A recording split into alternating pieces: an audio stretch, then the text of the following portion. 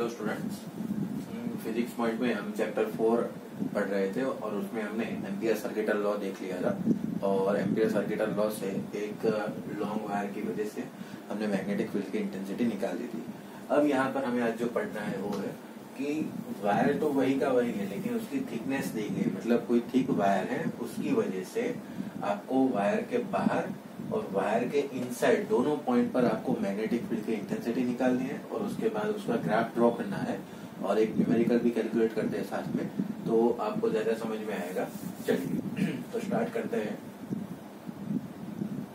देखिए स्टूडेंट्स, आपके पास एक ऐसा वायर है, यहाँ पर ये वायर के मान लीजिए कि वायर की रेडियस ए मान लेते हैं, चलिए है ना, तो आर को पॉइंट मानेंगे बाहर का और अंदर का।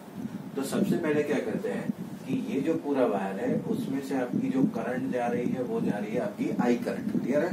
तो आपका करंट जा रहा है, यहाँ पर आई करंट जा रहा है और आपको सबसे पहले आउटसाइड पॉइंट पर मैग्नेटिक फील्ड निकालते हैं।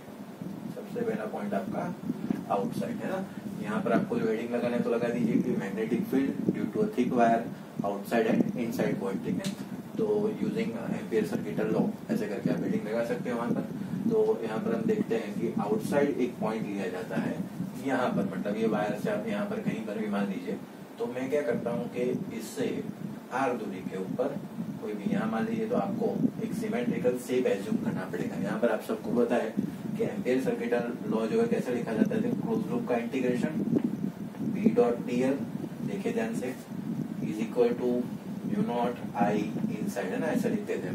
चलिए तो इसमें आपको लूप एज्यूम करना है और लूप भी कौन सा होना चाहिए, सिमेट्रिक, मतलब सभी पॉइंट से उसकी जो दूरी आ रही है वो कौन सी आनी चाहिए, सेम आनी चाहिए। तो मतलब कि मैं क्या करता हूँ कि सेंटर से ये आर दूरी के ऊपर एक एम्पियर सर्किटल लूप एज्यूम कर देता हूँ, देखिए है ना। तो मतलब यहाँ भी आर हो जाएगा, कोई भी पॉइंट ले लीजिए सेंटर से, ये भी आर, ये भी आर, है ना। ये जो रेडियस है वो आपकी क्या है, यहाँ पर ए दी हुई है, क्लियर। यहाँ भी ले लीजिए, देखिए, तो कोई भी पॉइंट पर ले लीजिए तो हमेशा आपका जो डिस्टेंस है वो क्या रहेगा, आर ही रहेगा। और जो आपकी वायर है उसकी जो थिकनेस की वजह से उसकी जो रेडियस मिलेगी ना, सर्कुलर वायर है आपका, तो उसकी जो रेडियस हमने ए मान ली है। तो आर दूरी पर मुझे मैग्नेटिक फील्ड की इंटेंसिटी निकालना है। तो ये बहुत आसान काम है। प्रॉब्लम इनसाइड वाले में होता है, आउटसाइड वाले में कोई प्रॉब्लम नहीं है। देखिए ध्यान से क्या लिखा जाएगा student, integration B dot D L ये is equal to mu naught I in, तो mu naught as it is. अब ये लूप के अंदर टोटल करंट कितनी है, देखो ध्यान से, आई तो जा रही है, मतलब आपके पास ये मान लीजिए कि कोई करंट कैरिंग वायर है, थिक वायर देख लीजिए ना, कोई थिक वायर आपके पास है, तो उसके सराउंडिंग एरिया में आपने ये एम्पियर सर्किटल लूप ले लिया। तो जितना वायर सर्किटल लूप के अंदर, मतलब जितना भी वायर में से करंट जा रहा है उतना ही करंट उसका सर्किटल लूप में से अंदर से जाएगा। तो यहाँ पर आई इन के बदले में क्या लिख सकता हूँ, यहाँ पर स्टूडेंट आई लिख सकता हूँ। और ये जो डॉट प्रोडक्ट है, मतलब बी डॉट डी एल, मतलब B D L cos theta लिखा जाएगा।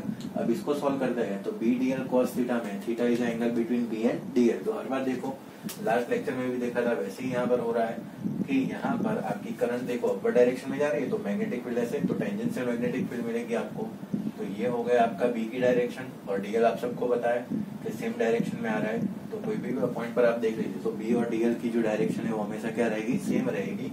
तो यहाँ पर आपका थीटा कितना हो जाएगा, 0 डिग्री। वैसे अगर यहाँ मान लीजिए तो आप डीएल इधर एज्यूम कर लीजिए टेंजेंशियल, तो मैग्नेटिक फील्ड भी आपकी जो बी है वो यहीं मिलेगी। तो यहाँ पर भी आपका थीटा कितना हो जाएगा, 0 डिग्री, है ना। कैसे निकाला देख लीजिए, यहाँ पर थंब ऐसे घुमा दिया, तो कोई भी वायर कोई भी पॉइंट पर देखिए आपका आंसर क्या आ रहा है, टेंजेंशियल आएगा हमेशा, है ना। देख लीजिए यहाँ से, क्लियर। चलिए तो थीटा हमेशा 0 रहेगा सभी पॉइंट पर, क्योंकि हमने सिमेट्रिकल लूप एज्यूम किया हुआ है। और मैग्नेटिक फील्ड सभी जगह पर कांस्टेंट है, आप सबको पता है। अगले लेक्चर में, लास्ट लेक्चर में हमने यही देखा था कि करंट कैरिंग वायर के सराउंडिंग एरिया में सभी पॉइंट पर, है ना, पूरे सर्कल के ऊपर मैग्नेटिक फील्ड की इंटेंसिटी क्या होती है, कांस्टेंट होती है, सेम होती है। तो बी को मैं इंटीग्रेशन से बाहर ले लेता हूँ, लिखा जाएगा integration D L is equal to mu naught I. अब इंटीग्रेशन डीएल क्या होगा, तो यहाँ पर देखिए कि आपको ये लूप का टोटल जो डीएल डीएल पार्ट मिला दीजिए, तो टोटल लूप हो जाएगा। टोटल लूप मतलब क्या है, आपका पेरीमीटर ऑफ द लूप हो जाएगा। तो लिखा जाएगा 2 पाई आर, इसकी रेडियस कितनी है स्टूडेंट, आर जितनी। तो लिखा जाएगा b into 2 pi R is equal to mu naught I. तो b is equal to mu naught I into 2 pi R, ये देखिए, है ना। वही अगले वाला ही आंसर आया जो हमने पहले लास्ट में काउंट किया था, वही आंसर आ रहा है mu naught I by 2 pi R. जैसे बाइट सावर्ट क्रॉस से किया था mu naught I by 2 pi D में, डिस्टेंस और आर यहाँ पर दोनों क्या है, सेम है, परपेंडिकुलर डिस्टेंस मान लीजिए सर्कल पूरी लिंक पर मान लीजिए कहीं पर भी, है ना, वायर के ऐसे वायर है तो उसके सराउंडिंग सारे एरिया पर परपेंडिकुलर डिस्टेंस मान सकते हैं, इसको भी यहाँ भी मान सकते हैं, ऐसे भी यहाँ सभी जगह पर आप डी मान सकते हैं। यहाँ पर मैंने आर लिया हुआ है, तो B is equal to mu naught I by 2 pi R. ये कौन सा फॉर्मूला है, आउटसाइड द वायर, है ना, याद रखो कौन सा फॉर्मूला है, आउटसाइड द वायर। क्लियर है, चलो स्क्रीन पॉज करके लिख लीजिए, है ना, उसके बाद हम पहुंचते हैं इनसाइड द वायर। चलिए स्क्रीन पॉज करके फटाफट या फिर स्क्रीनशॉट ले लीजिए तो खत्म हो जाए।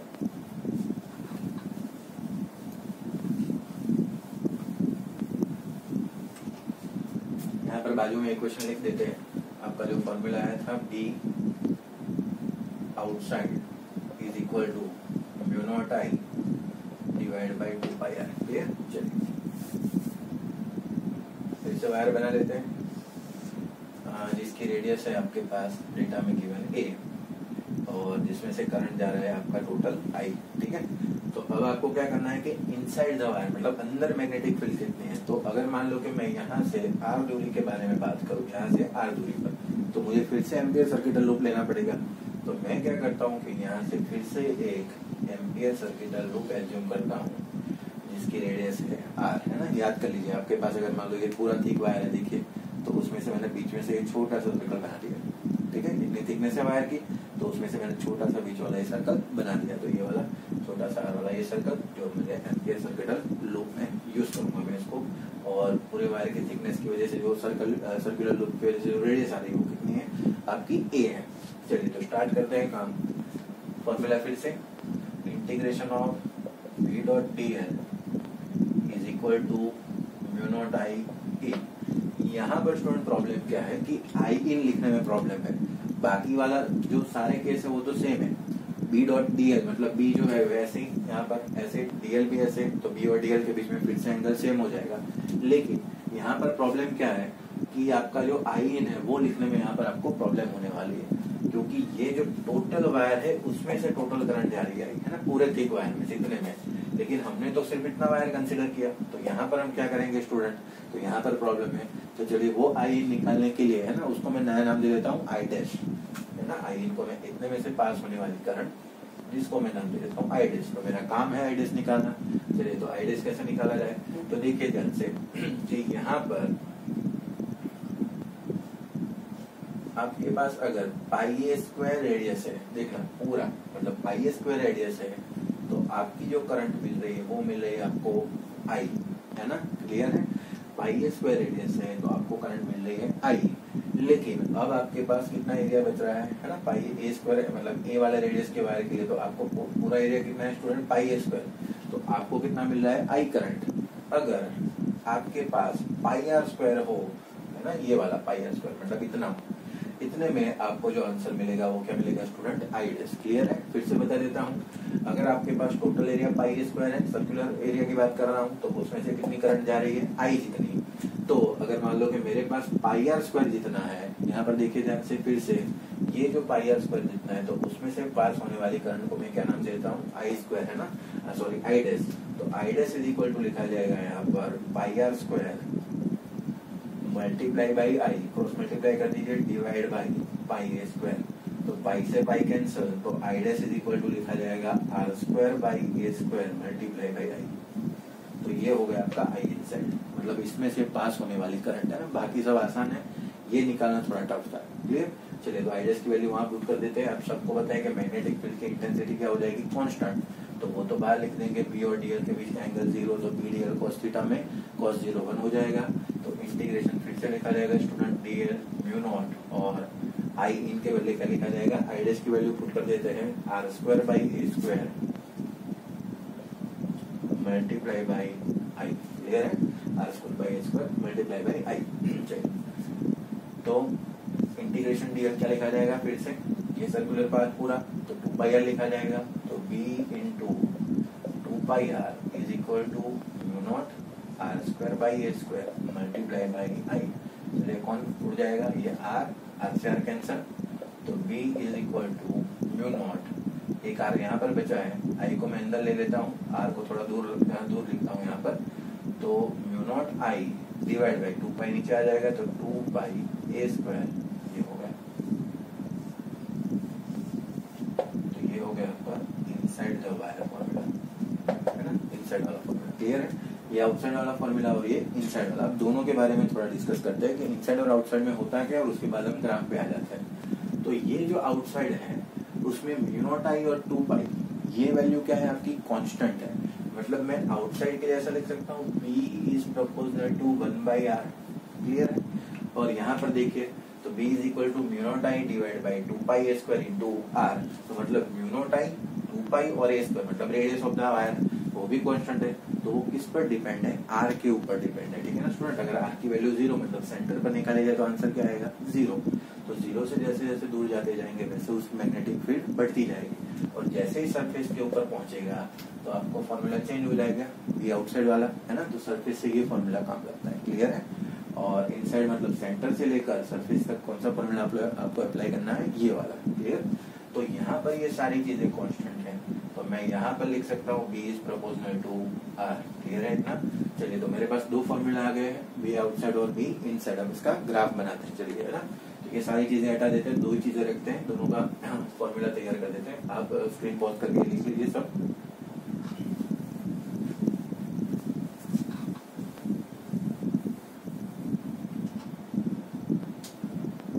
B inside mu naught I divide by 2 pi A square into R। ये सारी चीजें कांस्टेंट होने की वजह से B is proportional to R। ठीक है? ये फॉर्मूला आपका आ रहा था। चलिए अब इसका ग्राफ बनाना है। तो कैसे ग्राफ बनाए, देखो स्टूडेंट ये ग्राफ इंपोर्टेंट है, नीट में पूछा जा चुका है, नीट और जेईई दोनों में, फिर एम्स में है ना, किसी में तो क्वेश्चन आया है, 2-3 जगह पर ही पूछा गया क्वेश्चन। तो ये पॉइंट को मैं मतलब y एक्सिस को मैं B मान लेता हूँ मैग्नेटिक फील्ड की इंटेंसिटी और इसको मैं डिस्टेंस मान लेता हूँ दूरी सेंटर से। क्लियर? तो ये हो गया 0 मतलब के सेंटर से आप चलेंगे तो सेंटर से मतलब इनसाइड वाला पॉइंट देखो कैसे है, B is proportional to R मतलब लीनियर रिलेशन आना चाहिए। 0 से स्टार्ट होगा और लीनियरली इंक्रीज होने वाला है। मतलब यहाँ पर लिखेंगे B is proportional to R। Clear है ना? अब यहाँ पर ये जो आप पहुंच गए सरफेस के ऊपर मतलब यहाँ पर लिखा जाएगा R is equal to A। मतलब आपका दूरी अब कितना हो गया, सरफेस के ऊपर पहुंचने लायक है ना, सरफेस के ऊपर आप आ चुके हैं। तो सरफेस के ऊपर आने पर आपको कौन सा फॉर्मूला अप्लाई करना है, B आउटसाइड वाला। और B आउटसाइड वाला जो फॉर्मूला है B is proportional to 1/r से काम चलाना पड़ेगा। तो 1/r मतलब एक्सपोनेंशियली क्या हो रहा है, ये आपका पॉइंट डिक्रीज हो रहा है ना, B is proportional to 1/r। तो ये ऐसे हुआ, देखिए तो B is proportional to 1/r ऐसे मिल जाएगा। क्लियर है फॉर्मूला? और ये ग्राफ आपको दोनों फॉर्मूला तैयार करने और ये ग्राफ भी आपको समझ में आना चाहिए। क्लियर है? तो अब इसमें एक और न्यूमेरिकल जोड़ देते हैं साथ में। ठीक है? इतना किया है तो एक न्यूमेरिकल और जोड़ देते हैं, इसी के ऊपर बेस्ड है। आपको क्वेश्चन ऐसा पूछा गया है कि अगर आपके पास एक वायर है ऐसा सिलिंड्रिकल वायर जिसमें अगर मान लीजिए कि इसकी जो रेडियस है वो a मान लेते हैं, है ना, जैसे हमने केस लिया है उसकी स्टडी करते हैं। तो a रेडियस वाला वायर है जिसमें आपको ऐसा पूछा गया है कि r दूरी r is equal to a/2 अब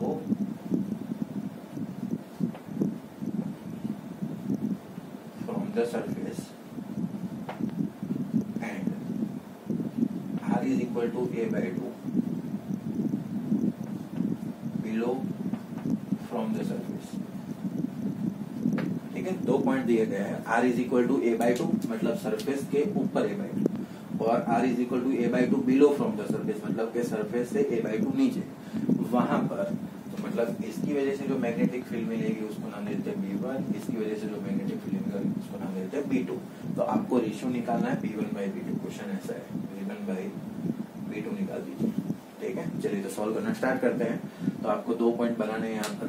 तो देखिए यहाँ पर कि ये चलिए थोड़ा बाजू में लिख देते हैं।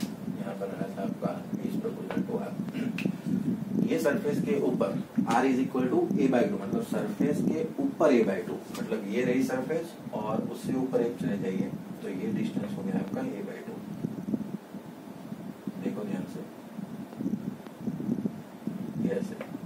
सरफेस के ऊपर a/2 और सरफेस के नीचे a/2, मतलब यहाँ से लेकर ये तो पूरा आपका a है ना, रेडियस आपकी, तो ये डिस्टेंस हो गया आपका a/2, मतलब ये पॉइंट के ऊपर डिस्टेंस, मतलब ये पॉइंट के ऊपर और ये पॉइंट के ऊपर। तो जो आउटसाइड वाला पॉइंट है उसको नाम दे देते हैं B1 और जो आपका इनसाइड वाला है उसको नाम दे देते हैं B2, है ना, जिसकी इंटेंसिटी आ रही। तो B1/B2 का रेशियो निकालना है। तो कैसे निकालेंगे स्टूडेंट, तो बस जस्ट आपको ये फॉर्मूला पुट करना है और आपको आंसर निकालना है। तो आउटसाइड के लिए r दूरी कितनी हो जाएगी, है ना। तो r दूरी आप याद कीजिए कहाँ से मेजर कीजिए, मैंने सेंटर से लिया था। तो सेंटर से, तो ये हो गया आपका सेंटर, तो सेंटर से आप कितना चले देखो ध्यान से, है ना, बस यही इंपॉर्टेंट है, बाकी तो कुछ है ही नहीं इसमें न्यूमेरिकल में। तो सेंटर से आप सरफेस तक जाओगे तो कितना डिस्टेंस कवर करोगे, ए जितना, देखिए रेडियस तक पहुंच गए, और ऊपर से और कितना चल दिए a/2, है ना। तो a प्लस a/2, तो आपको मतलब B1 निकालना है। तो B1 के लिए आपके सेंटर से उसकी दूरी कितनी हो जाएगी 3a/2, मतलब a प्लस a/2, मतलब इस वाले फॉर्मूला में आपके लिए r इज इक्वल टू हो गया 3/2a। क्लियर है। तो चलिए उसकी वैल्यू पुट कर देते हैं। तो b आउटसाइड, इसको नाम दिया है मैंने B1 इज इक्वल टू लिखा जाएगा μ0I डिवाइड बाई 2 पाई, और r के बदले यहाँ पर आ गया आपका 3a/2, तो ये 2 से 2 कैंसल, तो ये आ गया आपका μ0I divide by 3 pi. Clear है। चलिए तो ये मेरा B1 निकल गया। अब B2 निकालने का तरीका, तो ये रहा मेरे पास फॉर्मूला, वहां पर आपको जस्ट वैल्यू कौन सी पुट करनी है, r की वैल्यू पुट करनी है। चलिए तो वो देख लेते हैं। यहाँ पर कैसे करेंगे देखो ध्यान से। तो ये काम हो गया मेरा 3a/2। यहाँ पर देखो ये जो पार्ट है आपका सेंटर से कितना चलता है a/2, मतलब ऊपर से आपने a/2 छोड़ा, तो मतलब सेंटर से ये पार्ट कितना छोड़ेगा आपका a/2 जितना, मतलब यहाँ पर r दूरी अंदर वाले पार्ट के लिए कितनी आ रही है आपके पास a/2। तो ये वाले क्वेश्चन में आपको r इज इक्वल टू आ रहा है आपका a/2 पुट करना है और आपको B2 निकाल देना है। तो B2 इज इक्वल टू लिखा जाएगा, देखो ध्यान से, μ0I divide by 2 pi square multiply by r is equal to a/2। Clear है।